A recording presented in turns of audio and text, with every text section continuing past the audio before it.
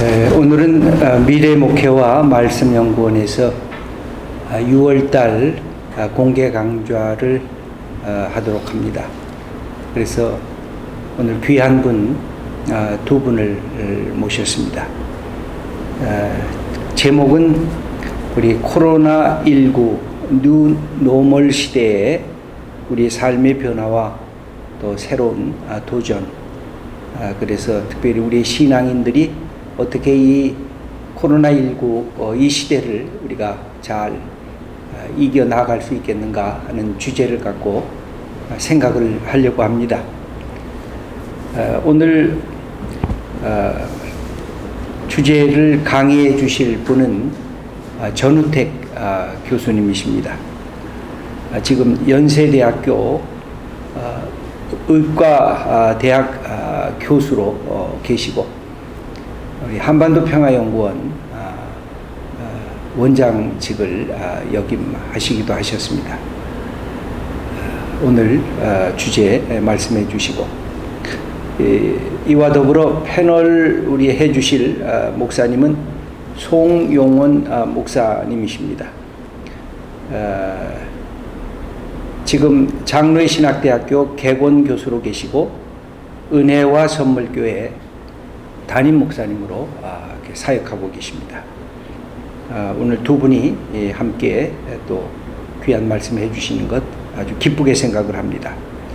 먼저 한 30분에서 40분 정도 전우택 교수님이 강의를 해주시고 계속해서 패널로 함께 나누도록 하겠습니다.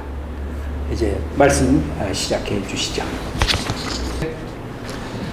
예, 여러분 안녕하십니까. 조금 전에 김지철 목사님께서 소개해 주신 연세의대 전우택이라고 합니다. 코로나19와 뉴노멀이라고 하는 주제를 목사님께서 주셨는데 사실은 이거 준비하기가 좀 어려웠습니다. 어떤 말씀을 드려야 되나 하는 것도 어려웠고요. 사실은 우리 기독인들과 목사님들한테 정말 필요하고 중요한 내용들이 이미 아주 발빠르게 장로교 신학대학에서 재난과 교회라고 하는 두 권의 책자로 잘 정리가 되어 있었기 때문에 제가 이미 다 잘 주어진 내용에 무엇을 더 할 수 있을까라고 하는 것이 사실은 조심스러웠습니다. 그래서 오히려 저는 제가 그냥 몇 가지 생각한 거 말씀 올리고 두 분 목사님께서 주시는 말씀들을 저도 잘 듣고 공부하겠다라는 생각으로 이 자리에 왔다. 이것을 말씀드리면서 이제부터 같이 잠깐 제가 먼저 던지는 하나의 질문 또는 뭐 생각의 어떤 포인트들을 갖고 이야기를 드리도록 그렇게 하겠습니다. 지금 코로나19가 전 인류를 지금 휩쓸고 있고 이것 때문에 그야말로 우리나라를 포함해서 전 세계 인류가 지금 고통을 받고 있습니다. 우리 좀 정부에서 중앙방역대책본부 부본부장을 맡고 있는 권준욱 부본부장께서 발표했던 내용 중에 이런 말이 있었어요. 코로나19 발생 이전의 세상 다시는 오지 않는다.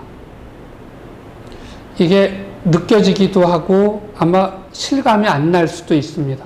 확실히 그 점하고는 우리가 지금 여러 가지로 제한을 받고 있지만 코로나19가 지나고 나면 결국 우린 다시 옛날로 돌아가는 거 아닐까라는 희망들을 갖고 있는데 이 전문가들은 그렇게는 되지 않을 거라는 이야기를 합니다. 그러면 어떤 세상이 오는 걸까? 이 질병 이후부터의 열리는 세상은 과연 무엇일까?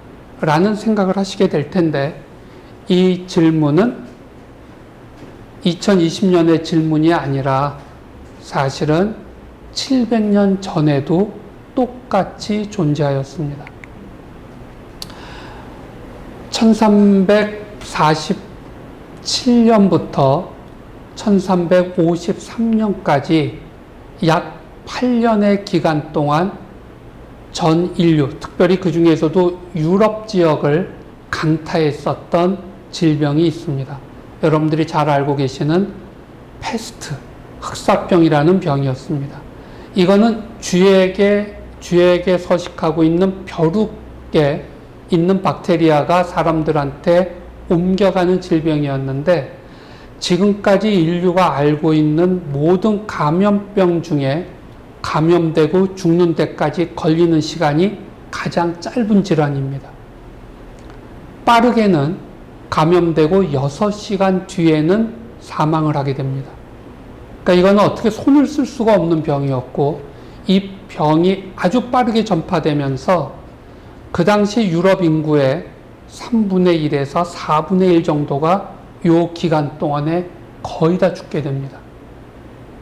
그러니까 이거는 인류 역사에 정말 대단한 영향을 끼친 질병으로 남아있고, 사실 패스트는 지금도 완전히 없어진 질병은 아닙니다.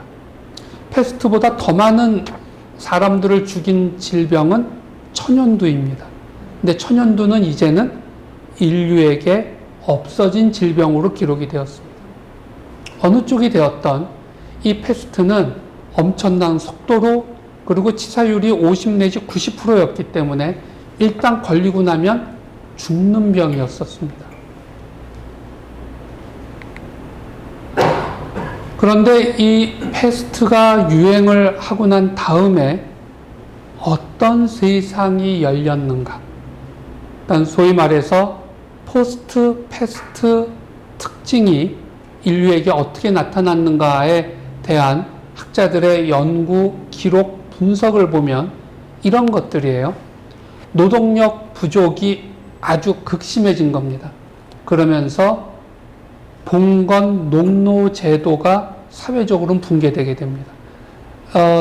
땅이 있어도 농사 지을 사람들이 없어지게 된 거예요.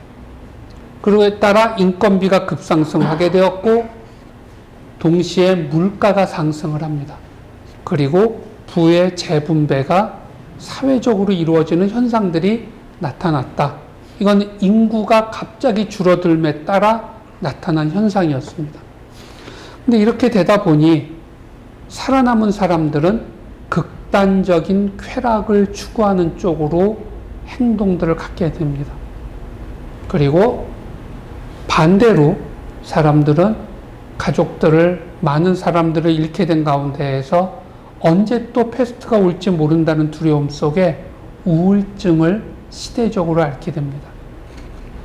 흥미있는 거는 이때 많은 지식인들과 학자, 사제들이 죽었기 때문에 언어의 변화가 생겨요. 이게 무슨 소리냐면, 영국 같은 경우도 원래는 모든 중요한 기록들은 라틴어로 하였고, 그 라틴어를 귀족들은 프랑스어로 번역하여서 사용합니다. 그런데 이 작업을 할 수 있는 사람들의 숫자가 급속히 준 거예요. 그러자 라틴어를 영어로 번역을 해서 사용하는 일이 발생을 하게 되었고, 그러니까 영국에서 프랑스어 사용이 이제 급속히 없어지기 시작한 겁니다. 나중에는 라틴어를 해석할 수 있는 사제들의 숫자도 너무 줄었기 때문에 모든 것이 영어로 사용되게 되면서 언어적 측면에서는 영어의 발전이 패스트가 지나간 다음에 빠르게 진행됩니다. 바꿔 표현하면 경제적, 사회적 변화뿐만 아니라 문화적인 변화를 패스트는 크게 만들어낸 겁니다. 그런데 그러한 측면에서의 변화뿐만 아니라 실제로 사람들의 종교에 큰 영향을 끼치게 됩니다. 가장 중요한 것 중에 하나는 그때까지 중세적 가치 신앙관 안에서 전 유럽이 움직여가고 있었는데, 교회의 특권과 영적인 권위가 급속히 쇠퇴합니다. 병이 처음 시작됐을 때에는 사제들이 강력하게 그동안 인간이 지은 죄 때문에 오게 된 하나님의 재앙이고 징벌이다. 그래서 사람들이 더 종교적으로 쏠리기 시작했는데, 문제는 그러한 설교를 하고 있던 사제들이 굉장히 많이 죽은 거예요. 그것을 옆에서 보면서 교회의 권위, 영적인 권위에 대한 사람들의 생각이 같이 무너지게 됩니다. 사실 좀 더 고통받는 사람들을 도우려고 나섰던 사제들은 빠른 감염 때문에 대부분 죽었고, 오히려 자기의 이익을 구하고 목숨을 구하려고 도망 다녔던 사제들만 살아남게 되니까는 전체적인 사제들의 질이 떨어지는 현상들이 나타나게 됩니다. 또한 그 당시 굉장히 미신적인 사고들을 많이 갖고 있었던 중세시대였는데, 전능자인 신에게 기분을 맞춰드려야 이 병에서 살아남을 수 있다는 생각 때문에 많은 사람들이 유산 기부를 교회에 하게 됩니다. 그래서 사제들의 숫자는 급속히 줄었지만 거꾸로 종교적인 열정과 성당 건축의 붐이 그때 일어나게 됩니다.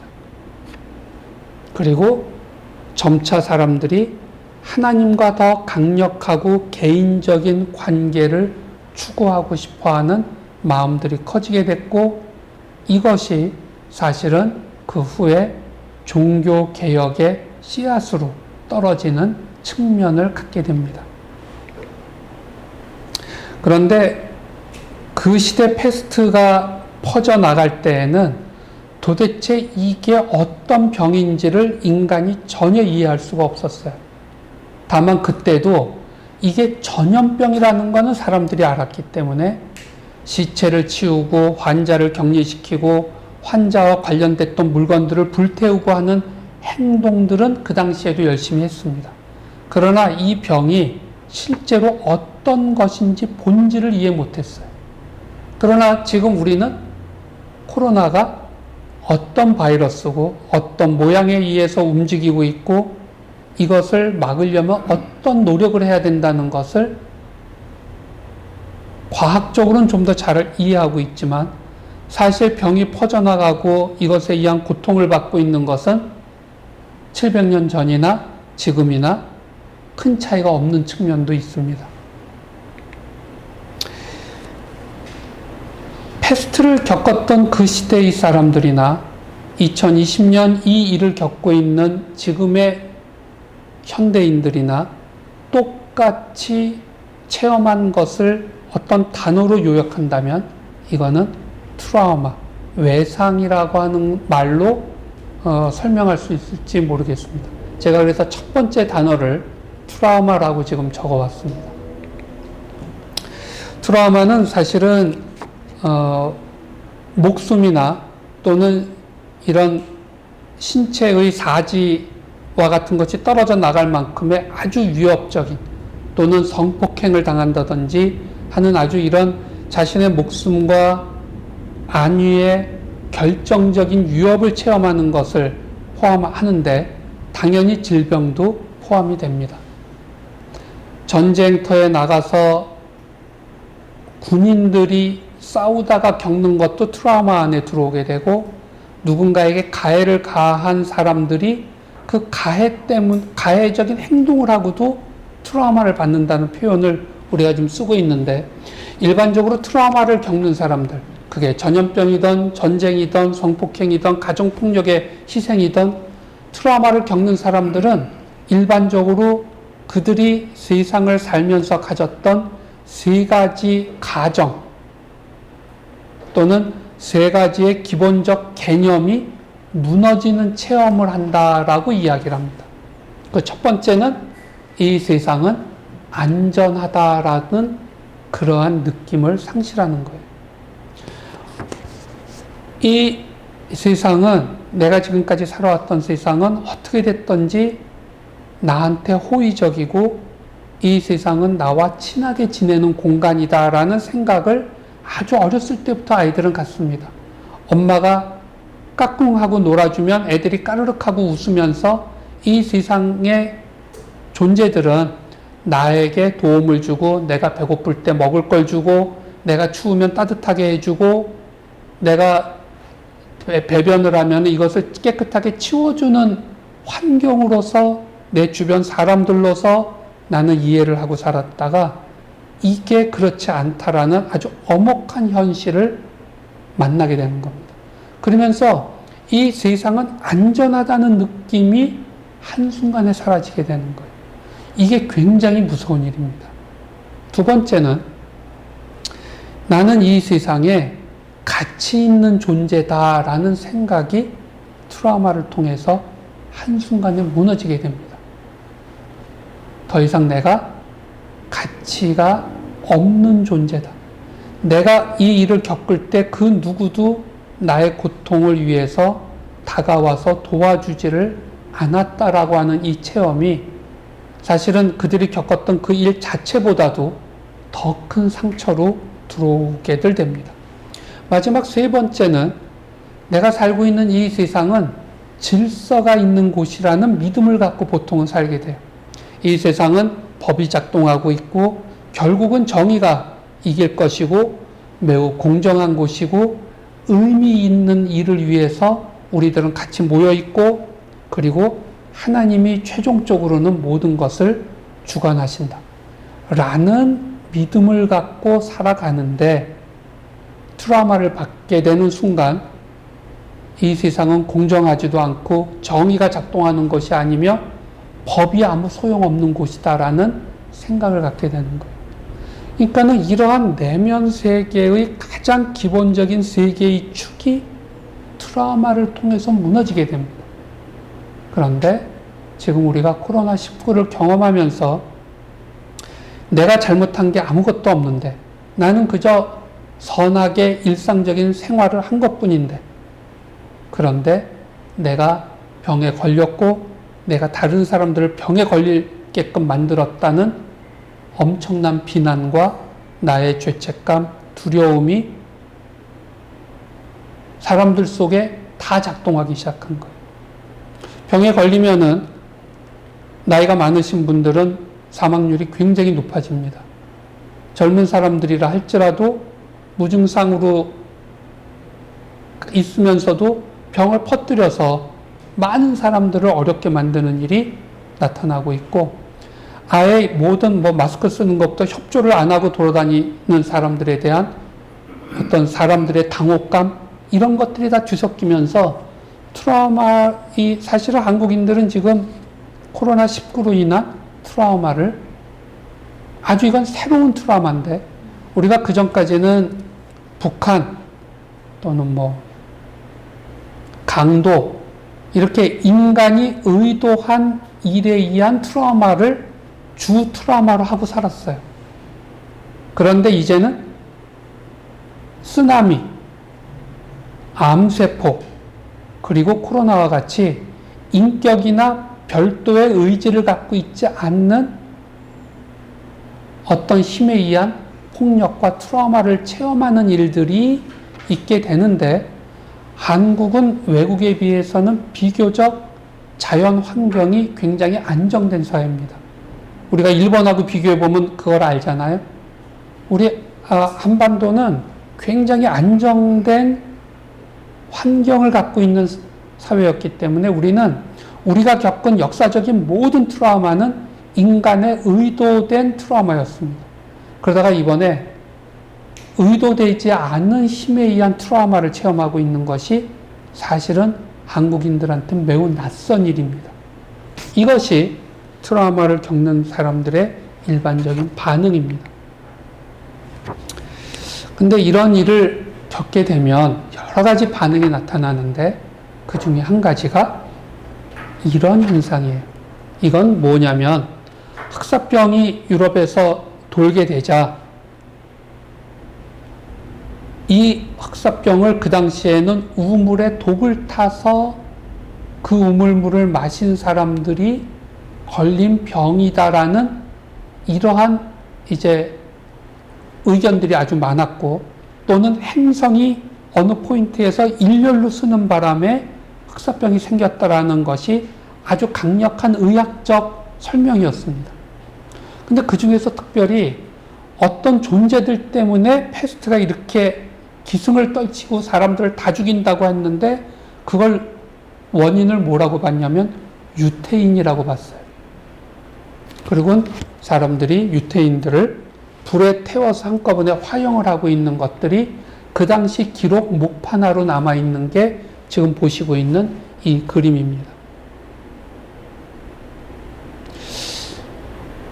일본에서 동경 대지진이 터졌을 때 조선인들에 의해서 우물에 독이 타졌다 라고 하면서 조선인들을 그 당시에 집중적으로 일본인들이 죽인 일이 있었는데 비슷한 현상이었다고 볼 수가 있어요. 즉 뭐냐? 엄청난 트라우마가 발생했을 때 사람들은 그것 때문에 공포와 두려움을 체험하지만 그거는 즉각 어떤 식으로 변화해 가냐면 분노로 변해 갑니다. 내가 지금 이런 일을 당할 아무런 이유가 없는데 이런 일을 지금 이렇게 극심하게 당하고 있다. 그럼 도대체 왜 이렇지? 라고 할 때 이것이 누군가의 어떤 대상을 향한 분노로 변해간다는 거예요. 불안은 두려움으로, 두려움은 분노로 변했는데 아무것도 못하게 되는, 지금 우리도 코로나 기간 동안에 사회적 격리해야 되는 기간 동안에는 집 밖에 나가지도 말라고 그러고 모든 것이 멈춰섰었잖아요. 그래도 한국은 완전 봉쇄는 이루어진 적이 없지만 미국이나 중국이나 유럽이나 완전 봉쇄가 이루어졌거든. 아무것도 나갈 수가 없게 됐고 집 안에만 있게끔 되게 되면서 돈을 못 벌고 모든 사회적 활동이 멈춰서게 되고 오락도 할 수가 없게 되고 하면서 사람들은 어떻게 됐죠? 분노하기 시작하게 돼요. 그리고 이 분노가 누군가를 향하게 돼 있어요. 근데 누굴 향하냐면 사회적 약자 집단들을 대상으로 움직입니다. 가장 우리 지금 코로나19 때문에 나타나는 직접적인 현상은 집안에만 있으면서 가정폭력이 급증하기 시작한 게 하나의 예입니다. 전 세계적으로 다 그렇고요. 우리나라도 예외가 아닙니다. 근데 이게 좁은 데 가둬놓아서 그런 게 아니라 사실은 코로나라고 하는 이 일에 대한 불안감이 사람들을 분노하게 만들고 그 분노가 지금 이렇게 가고 있는 거예요. 근데 이것이 패스트가 창궐했던 1340년대, 50년대에는 유태인을 대상으로 움직였어요. 그리고 지금 우리가 보고 있는 미국의 프로이드 씨의 사망 사건에 따른 폭동과 저항이 이루어지고 있고 이게 전 세계적으로 공감을 일으키고 저렇게 되는데 사실 흑인들이 미국에서 폭력적인 경찰에 의해서 부당하게 죽임을 당한 일은 이번이 처음이 아니잖아요. 근데 왜 이번에 이렇게까지 난리가 날까? 여러 이유가 섞여 있지만 제가 볼 때는 이거는 코로나19와 연관이 있다고 보여져요. 왜? 사람들은 다 갇혀 있어야만 됐고 경제는 확 나빠졌고 도대체 내가 잘못한 게 없는데 나는 직장에서 쫓겨났고 이 상황에서 프로이드 사건이 터진 거예요. 그리고 사람들은 여길 향해서 분노를 표출하고 있어요. 다행히도 어떻게 생각하면 이것이 사회정의를 만들어가는데 좋은 기회의 측면도 있고 더 많은 사람들이 움직이도록 만드는 동력이 되기도 하는데 트라우마는 코로나19는 사람들의 분노를 건드린다라고 하는 것이 우리에게는 이 분노가 과연 적절한 분노인지 그리고 우리가 스스로 이것을 절제할 수 있는 측면을 갖고 있는지를 성찰할 필요가 있습니다. 그렇지 않으면 나도 내가 왜 이러는지 모르는 가운데 내가 또 다른 타인에게 트라우마를 줄 가능성들을 만들어 놓는 거예요. 두 번째로 이 코로나19라고 하는 단어가 만들어내는 결과가 뭐가 있냐라고 할 때 분열이라고 하는 단어를 우리가 생각할 수 있습니다. 캘리포니아 대학교 버클리 캠퍼스의 공공정책대학원의 교수로 계시는 이 로버트 라이시 교수가 있는데 이분은 미국의 노동부 장관을 역임했던 분이세요. 근데 이분이 영국 가디언지에다가 칼럼을 하나 썼는데 이 칼럼이 세계적으로 지금 굉장히 많이 사용되고 있고 아마 여러분들도 잘 아시는 분들이 계실 텐데 그분이 뭐라고 이야기를 했냐면 코로나19는 인류를 새로운 계급으로 분열시키고 있다라는 이야기를 했어요. 이게 무슨 소리냐면 네 가지 그룹으로 사람들을 지금 나눠가고 있는데 첫 번째 그룹은 더 리모트라는 거예요. 이거는 멀리 있는 그런 뜻이잖아요. 이게 무슨 소리냐면 코로나19가 터져서 사회적 격리 상태에 들어갔어도 비대면 원격 근무를 하여서 자기 일을 그대로 할 수 있는 사람들. 일반적으로는 전문직, 관리직, 기술직 사람들이 저렇습니다. 이 사람들은 이 일을 함으로 말미암아 수입이 줄어드는 게 없고 오히려 부가 증가하고 있다고 얘기를 했어요. 이유는 월급은 옛날과 똑같이 받는데 해외여행도 나가지 않고 어디 나가서 쇼핑을 하지 못하고 있어서 저축 양이 이 사람들은 지금 증가하고 있다는 거예요. 이게 전체 지금 우리 사회 구성 노동자들 중에 35% 정도가 여기 포함된다고 지금 봤습니다. 두 번째 그룹은 더 에센셜즈라고 표현을 했어요. 이거는 사회적 격리를 코로나 때문에 아무리 국가가 선포를 해도 그래도 나가서 움직이는 사람들은 있다 이거예요.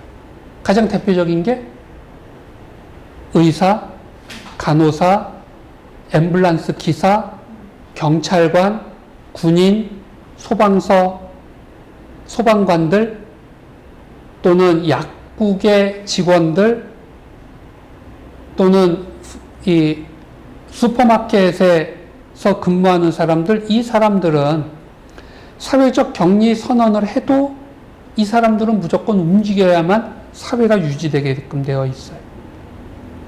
그런데 문제는 이 사람들은 비대면 활동이 불가능한 사람들이기 때문에 대면 활동을 해야 돼요.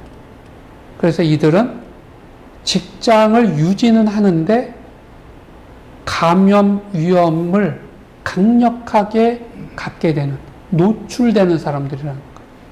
이게 전체 노동자 중에 한 30% 사람은 여기에 속한다고 본 거예요. 세 번째 그룹을 더 unpaid라고 표현을 했습니다. 이거는 이제 월급을 못 받는 이런 뜻이겠죠. 이 사람들은 디즈니랜드의 직원들 또는 공장의 노동자들, 모든 것이 셧다운되고 사회적 봉쇄가 이루어지게 되면 공장도 문을 닫고 놀이동산 다 문 닫게 되고, 이렇게 되면 어떻게 되죠? 거기서 일했던 사람들은 지금 거의 전원이 무급휴직, 우리나라도 지금 뭐 칼이나 아시아나나 또는 저가 항공사들 다 지금 무급휴가로 다 돌리거나 또는 지금 퇴직 처리들을 하고 있는데, 이와 같이 코로나에 의한 사회적 봉쇄와 경제적 활동이 멈춤으로 인하여서 직격탄을 받고 모든 것을 잃게 되는 사람들, 이 사람들을 더 unpaid라고 표현을 한 겁니다. 미국 같은 경우 뭐 어느 나라 그렇지만 미국에는 이분의 그 칼럼에서는 뭐라고 표현을 했냐면은 이 사람들 더 unpaid들 중에 자기 집에 집세를 내고 가스비, 전기비를 내고 아이들의 이 먹는 식사를 위해서 써야 되는 그 돈의 저축 금액이 3개월을 버틸 수 있는 저축액을 갖고 있는 사람은 이 unpaid 중에 47%밖에 안 된다고 표현을 했어요. 나머지 53%는 그달 벌어서 그달 살았어야 되는 사람들인데 지금 월급을 못 받게 됐다는 거예요. 일단 이들은 뭐 아주 그야말로 코로나19에 의한 직격탄을 받은 거죠. 그런데 뜻밖에도 여기서 끝나질 않고 이 라이시 교수가 얘기한 네 번째 그룹이 있습니다. 이 네 번째 그룹이 더 forgotten 그룹인데, 이 그룹은 잊혀진 그룹이라는 거예요. 우리가 사회적 봉쇄를 하기 전까지는 눈앞에 보였던 사람들이 사회적 봉쇄를 통해서 눈앞에서 사라지게 된 거잖아요. 그런데 사회적 봉쇄가 이루어지기 전에도 이미 눈에 보이지 않던 사람들이 있다는 거예요. 감옥에 갇혀 있는 사람들. 또는 노인 요양원에 들어가서 있는 분들. 또는 이민자 센터에서 난민 캠프에 있는 사람들. 이런 사람들은 어차피 우리가 또는 장애인 센터에서 장기 거주하고 있는 사람들. 이 사람들은 코로나19 이전에도 그들이 걸어 다니는 걸 본 적이 없기 때문에 모르고 있었는데 코로나19가 창궐하게 되면서 이들은 어떤 사람들이 됐냐? 우선 첫째, 이 같은 이 사람들의 가장 큰 특징은 집단적으로 모여있게 하고 있다는 거예요, 사회가. 물리적 거리두기가 불가능한 환경 속에서 이미 살고 있어요. 감옥 같은 경우가 전형적인 예죠. 그런데 거기에 코로나가 들어가는 겁니다. 그러니까 우리나라 같은 경우에도 7곳의 요양원, 노인 정신병원, 요양원이 집중적으로 사람들이 감염되고 죽은 공간이 됐고요. 전 세계적으로도 감옥과 집단 수용시설들이 코로나의 가장 큰 희생을 만들어내고 있습니다. 그래서 이 코로나19가 사실은 인류를 새로운 계급으로 지금 분화시키고 있다는 거예요. 분노와 분열뿐만 아니라 이 코로나19는 한국 사회에 혼란을 만들어 놓고 있죠. 특별히 교회가 큰 어려움을 겪고 있는 측면이 있습니다. 지금 어느 교회나 우리가 흔히 볼 수 있었던, 지금도 보는 데도 있고, 이제는 이 종이가 띄어진 데들도 많지만, 코로나19로 인해 당분간 모든 예배는 중단하고 영상 예배로 대체합니다. 괄호 열고 교회는 개방하지 않습니다. 라고 하는 이런 이야기가 적혀 있습니다. 제가 조금 전에 굉장히 긴 시간 라이스 교수의 그 얘기를 갖고 4개 그룹으로 나눴는데, 저는 그걸 이렇게 보다 보니까 저게 기독교인들에게도 거의 똑같이 적용될 수 있는 내용이다. The remote. 교회에 대면 예배를 드리지를 않아도 자신의 신앙을 성경 묵상과 기도를 통해서 또 다양한 방법들을 통해서 상황과 상관없이 신앙적인 성숙과 발전을 해가는 수 있는 사람들. 이게 제가 볼 땐 더 리모트예요. 목사님과 떨어져 있어도 신앙이 잘 클 수 있는 사람들이 있어요. 두 번째, 더 에센셜은 목사님이 자기의 신앙을 유지시키는데 아주 에센셜한 이 그룹들이 있어요. 이분들은 상황에 영향을 받아요. 목사님하고 못 만나고 격려받지 못하고 가르침을 받지 못하면 상황에 영향을 받는 거예요. 더 언페이드. 이분들은 교회에 나가서 예배 드리거나 교회 공동체 안에서의 체험들이 끊기게 되면 마치 저축액이 부족했던 사람들의 생활비가 끝나는 것처럼 신앙도 끝날 위험성이 있는. 그러니까 우리가 교회가 이번에 이 일을 한번 겪고 난 다음에 다시 원래의 교회 교인 숫자로, 예배 숫자로 되돌아오는데 시간이 얼마나 걸릴까를 지금 예측할 때, 그때 다시 안 돌아올 가능성이 있다고 보여지는 예측되는 사람들이 언페이드 사람들이라고 볼 수가 있죠. 신앙적으로 보면. 근데 또 한 가지 그룹이 있습니다.